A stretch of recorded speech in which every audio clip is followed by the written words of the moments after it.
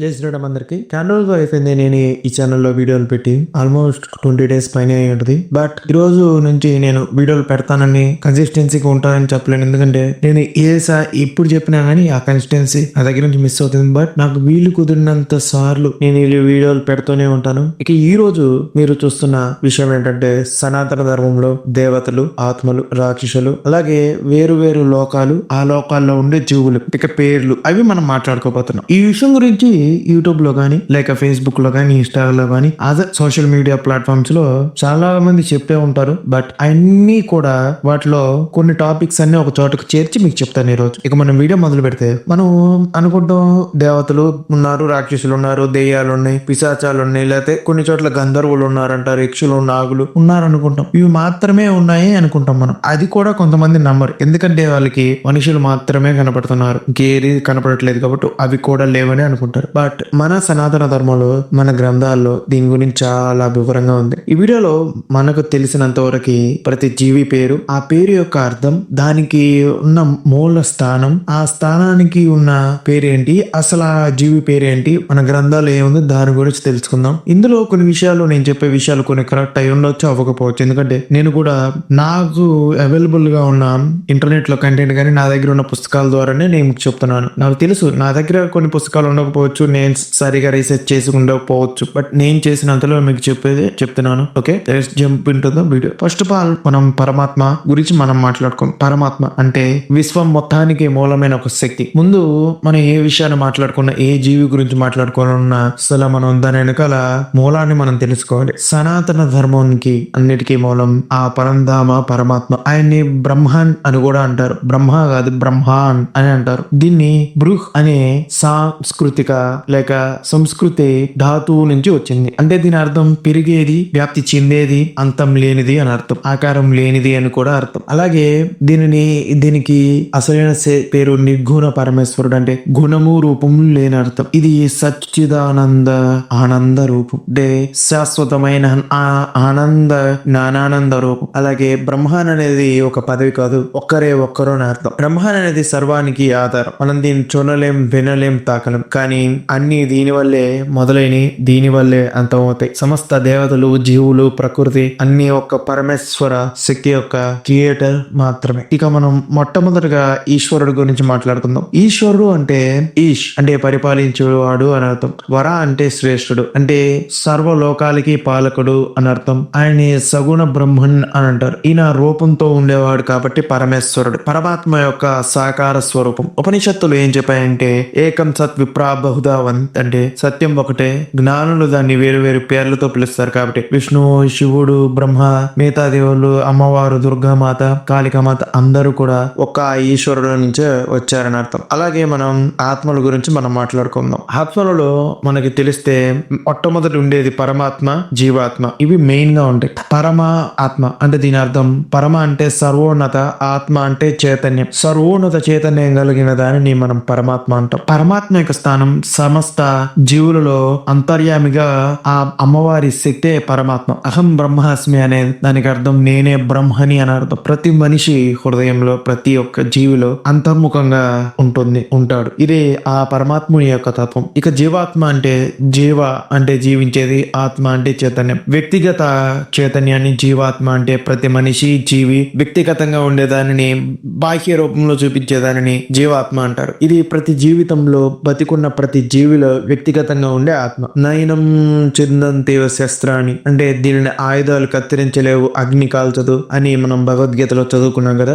ఇదే జీవాత్మ. ఇక దీంట్లో ఇంకొన్ని రకాలు ఉన్నాయి జీవాత్మలో. బద్ధ జీవాత్మ, ముక్త జీవాత్మ, నిత్య ముక్త జీవాత్మ, పితృ ఆత్మలు, ప్రేతాత్మలు. ఇవి మన గ్రంథాల్లో 5 రకాలు. మొట్టమొదటిగా మన బద్ధ జీవాత్మ. బద్ధ అంటే బంధింపబడింది అని అర్థం. మాయా అనే ఆవరణలో చిక్కుకున్న ఆత్మ ఇది. ఇక ఇది ఎలా ఉంటుందంటే సంసార చక్రంలో పుడుతుంది, చస్తుంది, మళ్ళీ సంసార చక్రంలో పునరావృతం అవుతుండే ఆత్మని చెప్తారు. ఉదాహరణకి నేను, మీరు, ఇంకొంతమంది. అలాగే వారిలో జంతువులు, పక్షులు అన్ని కూడా బద్ధ జీవాత్మలే. ఇక ముక్త అనే పదంలోనే ఉంది కదా, ముక్తిని పొందడం అంటే మాయ నుంచి విముక్తి పొందిన ఆత్మలు. ఇదే మోక్షాన్ని పొందుతున్న సిద్ధులు, జ్ఞానులు, యోగులు, వాళ్ళందరూ ఈ యొక్క విభాగం కిందకు వస్తారు. ఇక నిత్య ముక్తం అంటే నిత్య అంటేనే శాశ్వతం, ముక్తం ముందే తెలుసుకున్నాం కదా, విడుదల. నిత్యం ఎప్పుడు స్వతంత్రంగా ముఖ్యంగా ఏ బంధాలలో పడని ఆత్మలు. ఉదాహరణని ఆదిశేషుడు, గరుత్మంతుడు, ప్రహ్లాదుడు, ఇంకా చాలా మంది మహాభక్తులు. ఇక పితృ ఆత్మలు అంటే తల్లిదండ్రులు గాని పూర్వీకులు గాని అందరినీ పితృ అంటారు. మరణించిన పూర్వీకుల ఆత్మలని పితృ ఆత్మలు అంటారు. వీరు పితృలోకంలో ఉంటారు. తర్పణాల వల్ల తృప్తి పొందుతారు. తర్పణాలు అందుకోని వారు భూమి మీద ఉంటారు. వాటిని ప్రేత ఆత్మలు అంటారు. ప్రేతం అంటే వెళ్ళిపోయినది, అంటే గతి లేకుండా తిరుగుతున్న ఆత్మలు అని అర్థం. వాళ్ళు పితృలు అవ్వచ్చు, స్నేహితులు అవ్వచ్చు, బంధువులు అవ్వచ్చు, పిల్లలు అవ్వచ్చు, ఎవరైనా సరైన కర్మలు జరగకపోవడం వల్ల, తర్పణాలు అందకపోవడం వల్ల ప్రేతాత్మలుగా, లేదా కర్మ తీరకపోవడం వల్ల మనం ఎంత వరకైనా మనం ఎన్ని తర్పణాలు ఇచ్చినా కర్మ పూర్తి అవ్వకపోతే వాళ్ళు ప్రేతాత్మలుగానే ఉంటారు. వీటిని ప్రేతాత్మలు అంటారు. ఇవి హాని కనించలేవు, మోక్షం కోసం వేచి చూస్తూ ఉంటాయి. ఇక మనం దేవతలు, స్వర్గలోక నివాసుల గురించి మనం మాట్లాడుకుందాం. వీరిలో ఒక చిన్న పాయింట్ చెప్పాలంటే శివుడు, విష్ణువు, లక్ష్మి, పార్వతి, సరస్వతి వీళ్ళెవరికి పదవులు లేవు. ఎందుకంటే శివ, పార్వతి వీరందరూ కూడా భగవతులు ఒక కేటగిరీలో వాళ్ళు. కానీ బ్రహ్మ, ఇంద్ర, సూర్య ఇవన్నీ పదవులు కాబట్టి వీరికి వేరే పేర్లు కూడా ఉన్నాయి. బ్రహ్మ అనేది పదవి. బ్రహ్మ అంటే బృహ్, సృష్టించు, సృష్టికర్త పదవిని బ్రహ్మ అంటారు. ఆయన ఇప్పుడున్న ఈ యొక్క యుగంలో ఈ మనువంతర కాలంలో ఉన్న బ్రహ్మ పేరు విరించి లేదా ప్రజాపతి. ఈయన ప్రజాపతి కశ్యపుని వంశానికి చెందినవాడు. ప్రతి కల్పంలో వేరే జీవి ఈ పదవిని పొందుతూ ఉంటాడు. కొన్ని చోట్ల కల్పం మధ్యలో కూడా బ్రహ్మ పదవి మారుతూ ఉండవచ్చు కూడా. దాని గురించి తెలుసుకోవాలని మనం తర్వాత వీడియోలో క్లుప్తంగా చెప్పుకుందాం. ఇక విష్ణువు, ఈయన నిత్య దేవుడు. విష్ అంటే వ్యాపించు అనర్థం. అంటే విష్ణువు సర్వత్రా వ్యాపించిన దేవుడు. విష్ణువు ఈయనకి ఒక పదవనే లేదు. ఎందుకంటే ఈయన పరమేశ్వరుడికి ఆ స్వరూపం లేని ఆయనకి ఒక నిత్య స్వరూపుడు. ఆయనకి నారాయణుడు అనే పేరు కూడా ఉంటుంది. నర అంటే ఆత్మలు, ఆయన అంటే ఆశ్రయం. ఎన్నో ఆత్మలకు ఈయన ఒక ఆశ్రయం ఇస్తూ ఉంటాడు. ఈయన నివాసం వైకుంఠం. ఆ నారాయణుడికి ఇంకొన్ని పేర్లు కూడా ఉన్నాడు. హరి, కేశవ, మాధవ, అచ్యుత, ఇలా కొన్ని వేల పేర్లు ఆయనకున్నాయి. ఇక మనం ఆ బాలశంకరుడు గురించి మాట్లాడుకుంటే షి అంటే పాపాలు తొలగించేవాడు, వా అంటే కరుణతో ఇచ్చేవాడు. ఆయనని శివ, మంగళ ప్రదాయుడు అని అర్థం. ఇది ఆదిదేవుని యొక్క నిత్యమైన పేరుతో పిలుచుకునే ఆదిదేవుడి పేరు. ఈయనకి మహాదేవుడు, రుద్రుడు, శంకరుడు, నీలకంఠుడు అని కూడా ఉంటారు. ఈయన కైలాస పర్వతంలో ఎప్పుడు ధ్యాన స్థితిలో ఉంటారు. రుద్ర ఈయన మరొక రూపం. రుద్ర అంటే బాధలను తొలగించేవాడు అని అర్థం. మీ దుఃఖాలను కూడా తొలగించుకుంటాడు. ఆయన తీస్తాడు. మీ దుఃఖాలను ఆయన తీసుకొని మీకు సంతోషాన్ని అందిస్తూ ఉంటాడు. ఇక మనం ఇంద్రుడి గురించి మాట్లాడుకుందాం. ఇంద్రుడికి ఈ ఇంద్ర పదవి అనేది దేవతల యొక్క రాజుని ఇంద్రుడి పదవి అంటారు. ఇక ఇప్పుడున్న ఇంద్రుడి పేరు పురంధరుడు. ఇక అంతకాలంలో అంటే పూర్వం ఇప్పుడున్న ఈ పురంధరుడి కంటే ముందు ఇంద్రుడి పదవిని వాలి, నహూషుడు, జయంతుడు అనే కొంతమంది ఇంద్రుడి పదవిలో ఉండేవాళ్ళు. పుణ్యం తరిగిపోయి సమయం ఆసనమైన తర్వాత ఇంద్ర పదవి వేరే వేరే చేతులు మారుతూ ఉంటది. ఇంద్రుడి యొక్క ప్రదేశం అంటే ఆయన ఇల్లు ఉండేది అమరావతిలో ఉంటది. ఇంకా తెలిసే ఉంటది, మీరు ఎన్ని సినిమాలు చూసినా ఇంద్రుడి యొక్క ముఖ్యమైన ఆయుధం వజ్రాయుధం. ఇక సూర్యుడి పేరు గురించి మాట్లాడ. సు అంటే ఎప్పుడు ప్రకాశించేవాడు, జగత్కి ప్రకాశకారుడు, జగత్కి వెలుగునిచ్చేవాడు అని అర్థం. ఇప్పుడు ఈ కాలంలో ఈ మన్వంతరంలో సూర్య పదవిని తీసుకున్నవాడు వివస్వతుడు. ఇక మనం వివస్వతుడు అంటే విశేష ప్రకాశం ఉన్నవాడు అని అర్థం. ఒక్కొక్క మన్వంతరంలో వేరే వేరే దేవతలు సూర్యుడు పదవిని స్వీకరిస్తూ ఉంటారు. ఇక సూర్యుడికి 12 రూపాలు, అదే 12 ఆదిత్యులు అని అంటారు. అవి దాని గురించి మనం ముందు వీడియోలో మాట్లాడుకుందాం. ఇక మనం చంద్ర పదవి గురించి మాట్లాడుకుంటే ఈ చంద్రుడికి అర్థం ఏంటంటే చంద్ అంటే ఆనందాన్ని ఇచ్చేది, రా అంటే ప్రకాశించేవాడు అని అర్థం. చంద్రుడికి అసలు పేరు సోముడు. సోమ అంటే అమృతం ఇచ్చేవాడు అని అర్థం. ఈయన ఈ సోముడు అనే ఈ చంద్రుడి పదవిలో స్థిరంగా ఉండడు, పదవి మారుతూ ఉంటే. ఇక నివాసం చంద్రలోకం. పితృలోకానికి చంద్రలోకం దగ్గరగా ఉంటుంది. ఇక మనం అగ్నిదేవుడు గురించి మాట్లాడుకుంటే అగ్ అంటే ముందుండేవాడు. ఏ దేవతకైనా దేవుళ్ళకైనా మీరు ఏదైనా విషయాన్ని చెప్పాలి అనుకుంటే మీరు అగ్నిదేవుడు లేకుండా మీరు ఏది ఆయనకి అందించలేరు, ఏది మీరు చెప్పలేరు. ముందు అగ్నిదేవుడు, తర్వాతే మీకు ఇష్టమైన దేవుళ్ళు. ఇది గుర్తుపెట్టుకోండి. ఇక ఈ యుగంలో అగ్నిదేవుడి పేరు వైశ్వనరుడు. అంటే వైశ్వ అంటే అందరి నర అంటే జీవులకు సంబంధించిన వాడు అని అర్థం. అగ్నికి 7 జిహ్వలు అంటే 7 నాలుకలు ఉంటాయి అగ్నికి. అంటే కాళి, కరాలి, మనోజవ, సులోహిత, శూద్రు, సుధబ్రవన్న, సులింగిని, విశ్వరుచి. ఈయనకి అగ్నిలోకం అనే ఒక లోకం ఉంది. ఆయన అక్కడ ఉంటాడు. ఈయన ఆగ్నేయ అంటే ఈయన మొత్తం పాలించేదంతా ఆగ్నేయంకి వెళ్ళి ఉంటాడు. ఇక మనం మెయిన్ ద కిల్లర్ యముడు. ఈయనే మొత్తం అన్నిటిని కంట్రోల్ చేస్తాడు.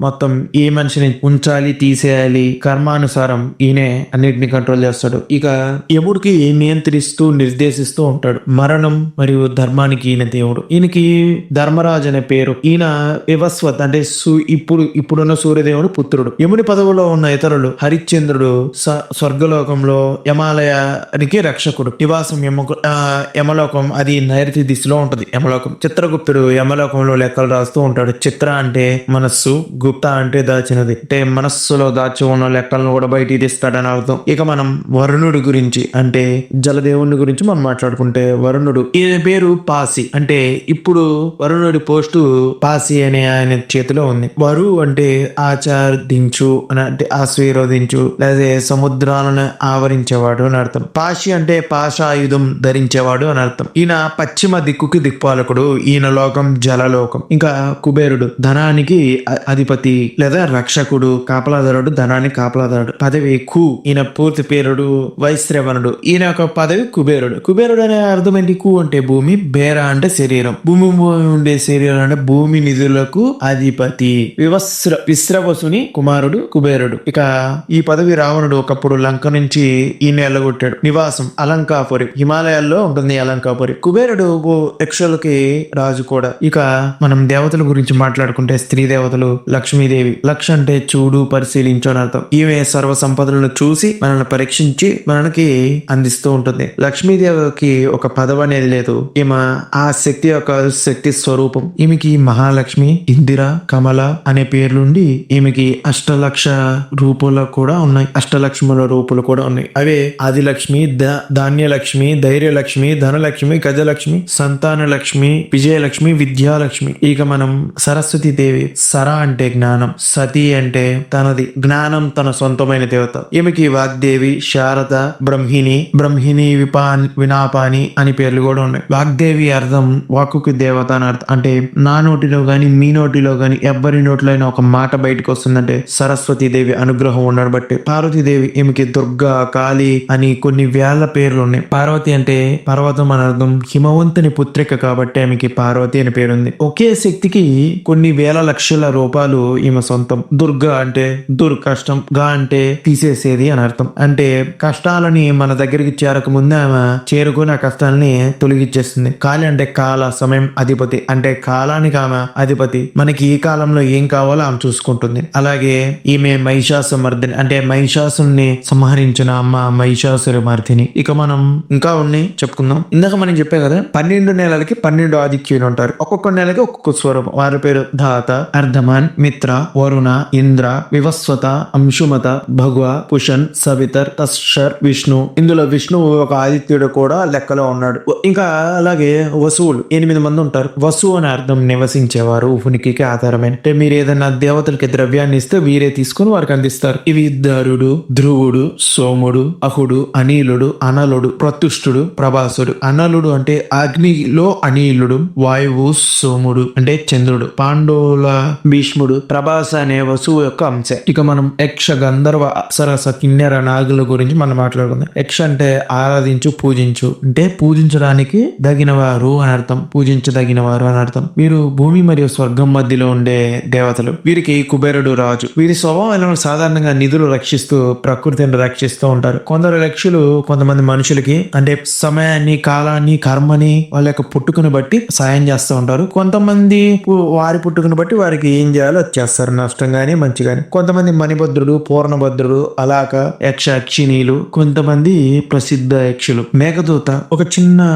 గురించి కాళిదాసు ఒక యక్షుడు తన భార్యకు మేఘం ద్వారా సందేశం పంపే కథ రాశాడు. ఇది యక్షుల స్వర్గభూమి మధ్య ప్రాంతంలో ఉంటాదని చెప్పారు. గంధర్వులు. గంధ అంటే సువాసన, అర్వ అంటే తినేవాడు. వాసనలు ఆహారంగా తీసుకుంటారు గంధర్వులు. మరో అర్థం ఘన్ జ్ఞానం, దర్వ అంటే ధరించాడు. జ్ఞానాన్ని ధరిస్తూ ఉంటారు వీళ్ళు. వీరి స్థానం కూడా స్వర్గలోకంలో దేవతల దగ్గర సంగీతాన్ని వాయించే సంగీత విద్వాంసులు. వీరి స్వభావం ఎలా ఉంటుంది? సంగీతాన్ని వాయిస్తూ ఆకర్షణమైన రూపాలు కలిగి ఉంటారు. వీరికి చిత్రరథుడు అనే ఆయన రాజు. చిత్ర అంటే అద్భుతమైన, రథ అంటే వాహనం కలిగిన వాడు అని అర్థం. మానవ స్త్రీలను ప్రేమించే స్వభావం వీరికి ఉంటుంది. అందుకే గాంధర్వ వివాహం అనే పేరు కూడా వచ్చింది. వీరిలో ప్రసిద్ధులు వివస్వుడు, నారదుడు, తుమ్మ కుంభురుడు వీరు. ఇంకా అప్సరసలు. అప్ అంటే నీరు, సర అంటే వెళ్ళేది. జలం నుంచి పుట్టిన వారిని అప్సరసలు అంటారు. మరో అర్థం అప్స అంటే నీటి ప్రదేశాలలో, రస అంటే సారం, అద్భుతమైన సౌందర్య రససారం కలిగిన వారు అని అర్థం. స్వర్గలోకంలో నర్తకీమణులు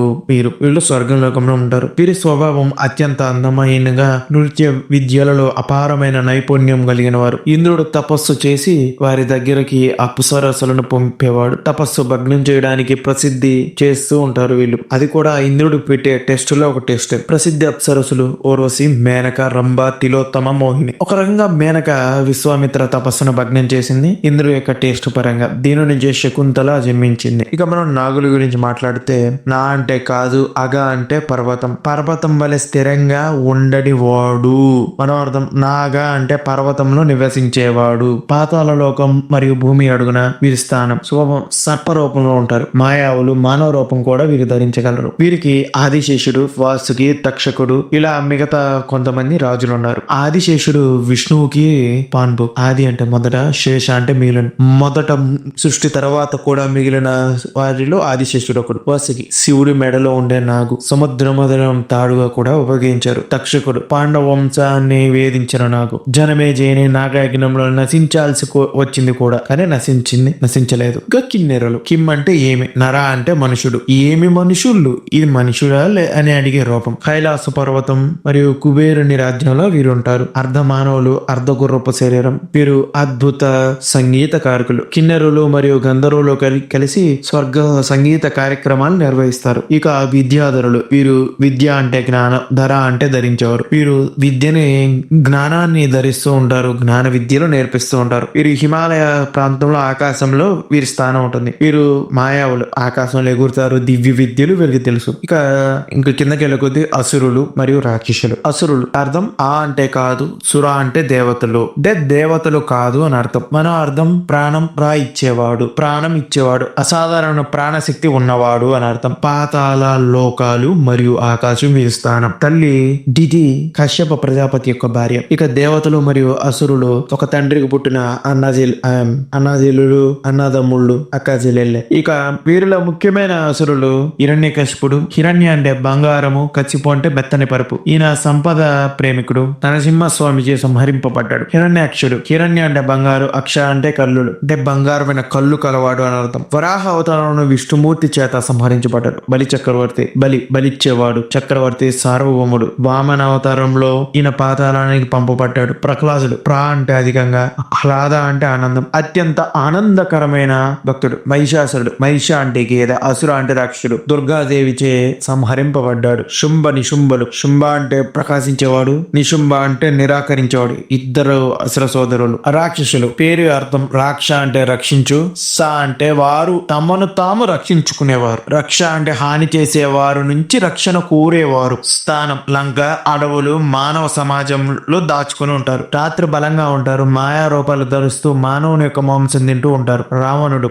రోధించడం, అన అంటే చేయించేవాడు అని అర్థం. వినేవారిని రోధింపజేసేవాడు. అసలు పేరు దశకంఠుడు. కుంభకర్ణుడు. కుంభ అంటే కుండ, కర్ణ అంటే చెవి. కుండల వలె పెద్ద చెవులు కలవాడు. విభీషణుడు. వివి అంటే భయం, ఈశ అంటే ఇచ్చేవాడు, భయం కలిగించేవాడు. కానీ నిజానికి ఇతడు రాముని భక్తుడు. శూర్పణఖ. శూర్ప అంటే చేట లాంటి, నక అంటే గోలు, చేటల వలె పెద్ద గోలు కలది. కాలనేమి అంటే కంసుని మంత్రి. హనుమంతుడిని చంపడానికి వెళ్లి ఆయన చేతిలో కుక్క సాగు తెచ్చాడు అని అర్థం. ఇక ఇతర లోక జీవులు గురించి మనం మాట్లాడుకుంటే వీటిలో కొన్ని మనం ఉన్నాయి, ఉండకపోవచ్చు. ఇక పిశాచులు, కిశాచాలు, బేతాళులు, వేతాలు, భూతాలు, ప్రేతాలు, శాకిని, ఢాకిని అవి కూడా అనొచ్చు. ఇక పిశాచం. పిశ అంటే మాంసం తినేవారు. అకాల మరణం పొందిన ఆత్మలు ఈ రూపం తీసుకుంటారు. కిమ్ సాచులు అంటే కిమ్ అంటే ఏమి, సాచ అంటే కదిలేది, రాత్రి శ్మశానంలో కనిపించేవి. బేత అంటే శవం, ఆలా అంటే ఆత్మ, శవాన్ని ఆహ్వానించిన ఆత్మ. విక్రమాదిత్య కథల్లో మీరు దీని గురించి తెలుసుకొని ఉంటారు. వేతాళులు. వీరు శివుని యొక్క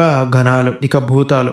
ఉన్నది గతించినది అని అర్థం. జీవన్మరణ స్థితిలో చిక్కుకున్న ఆత్మలు. ప్రేతాలు. మరణించిన వారి అసంతృప్త చెందిన ఆత్మలు. సరైన అంత్యక్రియలు జరగలేదు కాబట్టి ఈ ఆత్మలు ఇలా ఉంటాయి. నవగ్రహాలు. నక్షత్రాలు కాదు, మానవులను పీడించే శక్తులు. నవగ్రహ శాంతి. ఇందుకే సాకిని, డాకినీళ్లు దేవిని సేవించే భయంకర రూప శక్తులు తంత్ర మార్గంలో పూజింపబడతాయి. రుద్రగణాలు. శివుని అనుచర బృందాలు. నంది, భృంగి, వీరభద్రుడు నాయకత్వంలో కొన్ని వేలు వీరి అంటూ ఉంటారు. వీరిలే కొన్ని ప్రాంతాల్లో క్షేత్రపాలక పాలకులుగా ఆలయాలు మరియు క్షేత్రాన్ని రక్షించే దేవతలు శివస్వరూపమై ఉంటారు. ఇక ఫ్రెండ్స్, ఈ రోజు మనం సనాతన ధర్మంలో అద్భుతమైన ప్రపంచాన్ని మనం చూసాం. ప్రతి పేరుకు ఒక అర్థం ఉంది. ఇంకా నేను చెప్పింది 0.1% కూడా నేను మీకు చెప్పుండను. ఇందులో రైట్ ఆర్ రాంగ్ ఏవైనా ఉండొచ్చు. బట్ నేను చెప్పింది అయితే నా వరకు నేను తెలుసుకున్నది నేను చెప్తున్నాను. ప్రతి స్థానానికి ఒక అర్హత ఉంది. ఇది కేవలం పురాణాల్లో ఉన్న కల్పన మాత్రమే కాదు, మానవ చైతన్య విశ్వ నిర్మాణానికి వివరించే అత్యంత సూక్ష్మమైన శాస్త్రం. ఈ వీడియో ఒకవేళ మీకు నచ్చినట్లయితే లైక్ చేయండి, షేర్ చేయండి. ఏమీ నేను అడగను, ఎందుకంటే మీకు నచ్చితే ఇవన్నీ మీరే చేస్తారు. బట్ ఒక్కసారి చూసి కామెంట్లు మీకు నచ్చకపోతే ఒక కామెంట్ చేస్తే నన్ను నేను మార్చుకుంటాను. జై శ్రీరామ్ అందరికీ. ఓం నమః శివాయ.